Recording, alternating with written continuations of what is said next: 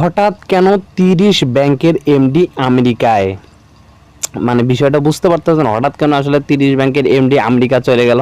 আরে ভাই, 30টা ব্যাংকের এমডি মানে তার একসাথে আমেরিকা যাওয়ার আসলে কি প্রয়োজনটা ছিল? ঠিক আছে ভাই, এই খবরটা শোনার পরে আসলে যারা যারা ব্যাংকের মধ্যে টাকা রাখছে তাদের অবস্থাটা কি হবে তাহলে একবার ভাবো ভাই। ঠিক আছে, মানে যারা যারা ব্যাংকে টাকা রাখছে তাদের অবস্থাটা একবার জাস্ট একদম অমায়িক। ঠিক আছে, কারণ এরা যে গেছে বিদেশে, ঠিক আছে, এরপরে যে এরা ওখান থেকে আসবে কি না শিওর না ভাই।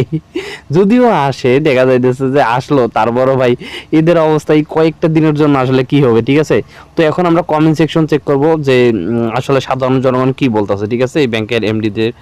তো এখন আমরা এটিএন নিউজ, এটা ঠিক আছে, এর মানে ভারতীয় মিডিয়ার খবর সঠিক, দেশের ব্যাংকিং খাত আবারও জয় বাংলা হয়ে গেছে। হ্যাঁ ভাই, আসলে দেশের ব্যাংকিং খাত যে একটা পরিস্থিতি, ঠিক আছে, ভারতে যে খবরটা দিয়েছে কয়েকদিন আগে, আপনারা হয়তো শুনছিলেন যে ভারতে যে বাংলাদেশ থেকে আসলে ব্যাংকের টাকা কিছু চুরি হয়ে গেছে। ঠিক আছে, তো আসলে খবরটা মানে ঠিকই বোঝা যায়, ব্যাংক এর ভিতর সন্দেহজনক কিছু ঘটেছে। অবশ্যই ব্যাংকের মধ্যে কিছু একটা হয়েছে যার কারণে এই অবস্থা। ঠিক আছে, দেশটাকে জয় বাংলা করে দিয়েছে ভাই, আগে দেশটা জয় বাংলা হয়ে গেছে। ঠিক আছে, এখন বলার মতো কিছু নাই যে দেশটা জয় বাংলা মানে হয় না, এরকমটা কিছু না। ঠিক আছে, জয় বাংলা ওর হয়ে গেছে। ঠিক আছে, তারপর দেশের টাকা কিভাবে আমেরিকায় পাচার করা যায় তার জন্য সরকার ও ব্যাংকের এমডিরা মিলে এ কাজ করছে। হ্যাঁ ভাই, আসলে এটাও হতে পারে, কারণ ওরা তো বড়লোক মানুষ। ঠিক আছে ভাই, যারা ধনী ব্যক্তি না বাংলাদেশে, যারা আসলে বাংলাদেশ থেকে টাকা উপার্জন করে যে ধনী হয় না, হে বাইরে যে গিয়ে টাকাগুলো পাচার করে। ঠিক আছে, অন্যান্য দেশে গিয়ে পাচার করে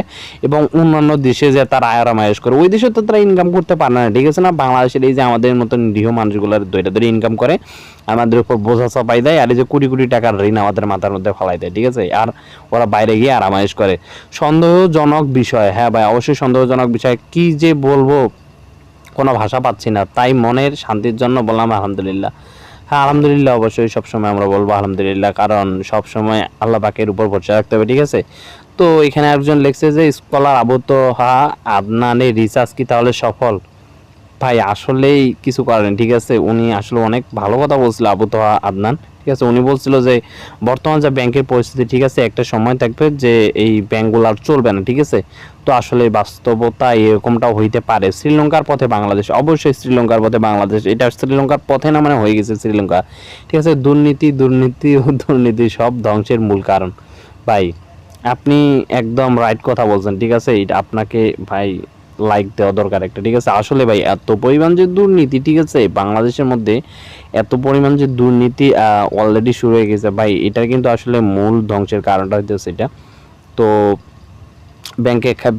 ব্যাংকের অবস্থা খুবই খারাপ। আসলে আমি টাকা রাখতে চাইছিলাম ব্যাংকে, অ্যাকাউন্ট করছি, কিন্তু খবর দেখে আমি আর টাকা রাখবো না। কে কে আমার মতো আছেন ভাই? এরকম অনেকেই আছে। ঠিক আছে, আবার অনেকেই টাকা রাখছে ভাই, আমরা চাই যে না ভাই ব্যাংকের অবস্থাটা ভালোই থাকে। ঠিক আছে, কারণ এরকম হাজারো মানুষ রাখছে ভাই টাকা, প্রত্যেকেই চায় যে ভাই আমি ব্যাংকে টাকাটা আমি সেভ রাখি। ঠিক আছে, কিন্তু এরকমভাবে আসলে এটা ঠিক না। ঠিক আছে, তো এখন তো দেখতেছি ব্যাংকের টাকা জমা রাখাই অনিরাপদ। হ্যাঁ অবশ্যই নিরাপদ না, আপনি অবশ্যই একটা কাজ করবেন, ব্যাংকে টাকা না রেখে, ঠিক আছে, আপনার টাকাগুলা আপনি জমি গরু বা স্বর্ণ এই ধরনের কিছু কিনে রাখেন। ঠিক আছে, তাহলে এটার ভবিষ্যতে ভাই একটা দাম পাবেন আপনি। ঠিক আছে, আর ব্যাংকে যদি রাখেন আপনার টাকাটা মনে করেন যে বলা যায় যে ওই অন্যের হাতে দিলেন আর ও গেল বিদেশে, আপনার টাকা ভাই লুটে পুটে শেষ। ঠিক আছে, এই যে লুটে পুটে খাওয়ার জন্য এত ব্যাংক হয়েছে। আসলে ভাই ঠিকই কইছেন, লুটে পুটে খাওয়ার জন্য আসলে কিন্তু বাংলাদেশে এতগুলা ব্যাংক ভাই, এত ব্যাংকের কি দরকার আছে?